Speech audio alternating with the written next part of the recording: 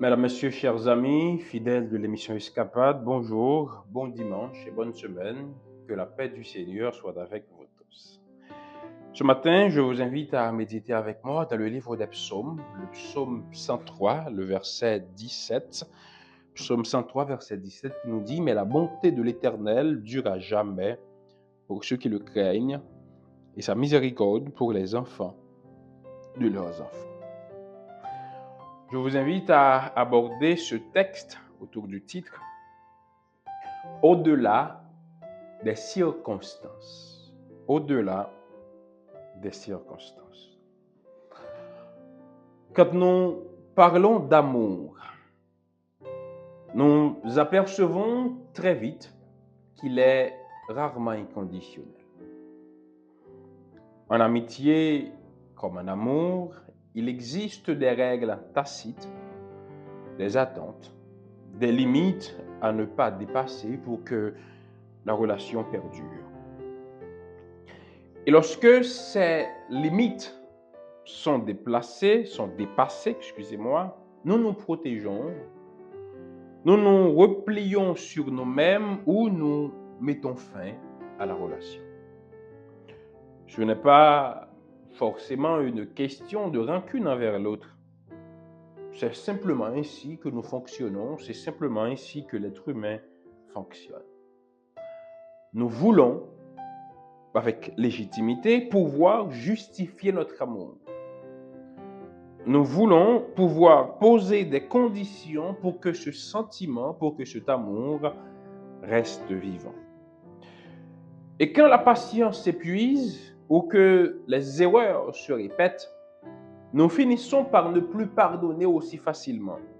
L'amour tel que nous le vivons, l'amour tel que l'homme le comprend, a ses limites. Et l'homme, dans le sens générique du thème, attend à ce que ces limites soient respectées. Regardez dans vos relations personnelles, que ce soit en amitié, en amour, vous verrez que vous avez posé des limites et que vous souhaitez que ces limites soient respectées. Mais Dieu ne fonctionne pas comme l'homme. Son amour, l'amour de Dieu, ne dépend ni de nos performances, ni de la constance de nos efforts. L'amour de Dieu ne dépend pas des limites qu'on a dépassées, car Dieu nous aime au-delà des circonstances. Dieu nous aime même quand nous avons l'impression que nous ne méritons pas son amour.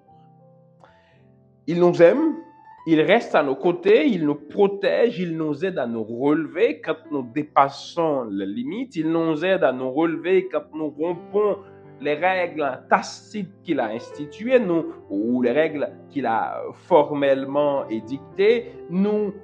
Il est à notre côté même quand nous dépassons la limite, il est à notre côté même quand nous avons tout fait pour que la relation se termine. Il a dit lui-même d'ailleurs, je t'aime d'un amour éternel, c'est pourquoi je te conserve ma bonté. Et dans le psaume 23 de notre texte de méditation, il rappelle que sa miséricorde se perpétue à travers les âges pour d'innombrables générations sans jamais faiblir ni s'épuiser. Alors si vous avez pensé pendant un moment que c'est en raison de vos bonnes œuvres, c'est en raison de votre comportement qui est digne et juste, c'est en raison de ce que vous faites que Dieu nous aime, j'aimerais vous dire aujourd'hui que ce n'est pas ce que nous faisons qui pousse Dieu à nous aimer. Mais Dieu nous aime parce qu'il est dans son être.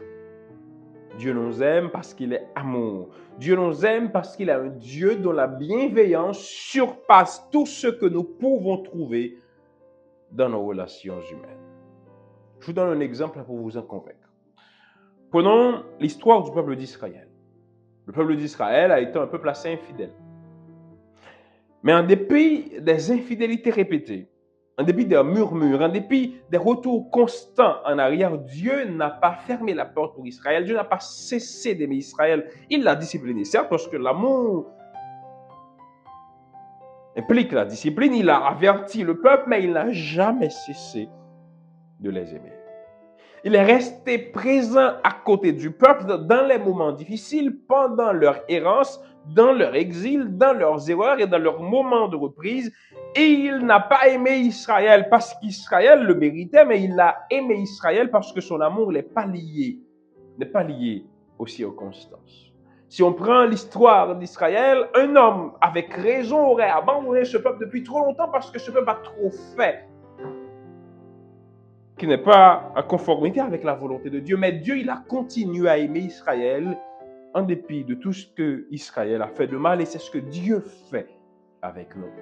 Il continue de nous aimer au-delà des circonstances. Il continue de nous aimer même quand il nous arrive souvent, et même très souvent, de dépasser la limite. Mais il y a quelque chose encore plus fort. C'est que Dieu ne se contente pas d'aimer, mais il rend possible l'avenir de la relation.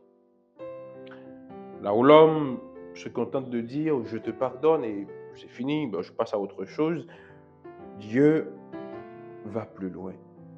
Il restaure, il nous offre un nouveau départ, il nous donne la force de continuer à cheminer avec lui. Il efface la dette, mais il reconstruit aussi le lien qui l'unissait à nous, ce lien que nous avons brisé parce que nous avons dépassé la limite, ce lien que nous avons brisé parce que nous n'avons pas respecté les règles qu'il avait prescrites, ce lien que nous avons brisé parce que nous avons fait ce qui est mal à ses yeux. Et quand Dieu, il reconstruit les liens, il ne laisse pas notre histoire en suspense.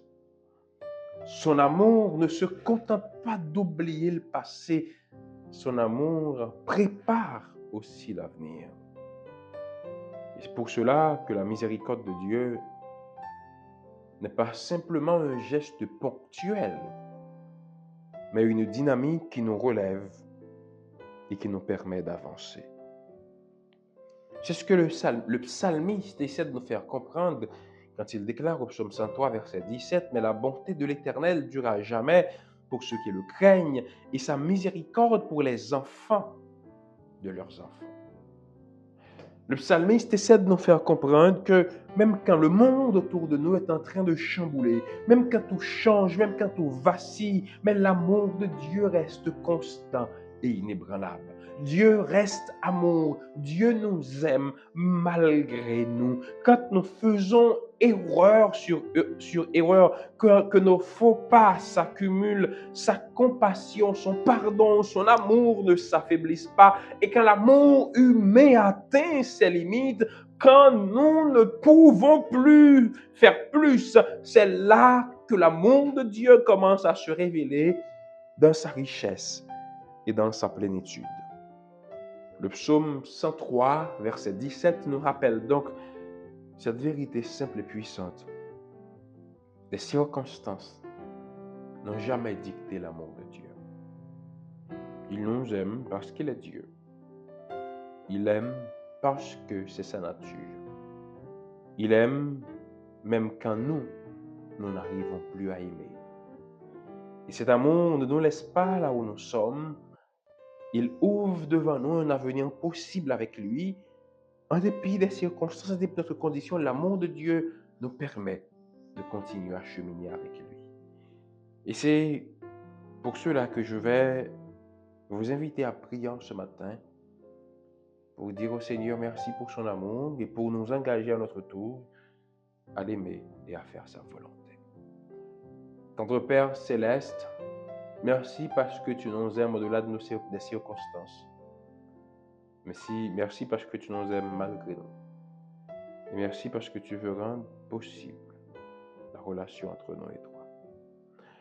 Nous voulons, Seigneur, te demander de nous donner à notre tour de pouvoir rester dans ta volonté, respecter les règles que tu as établies, de nous aider à ne pas briser ce lien et à t'aimer aussi. Nous voulons te demander aussi de nous permettre d'aimer aussi nos frères, nos sœurs qui nous ont blessés, qui nous ont fait du mal, de les aimer, même si nous n'arrivons jamais à les aimer comme tu nous aimes, mais de les aimer aussi, de leur pardonner comme toi tu nous pardonnes. Fais tout cela pour nous, au nom de Jésus.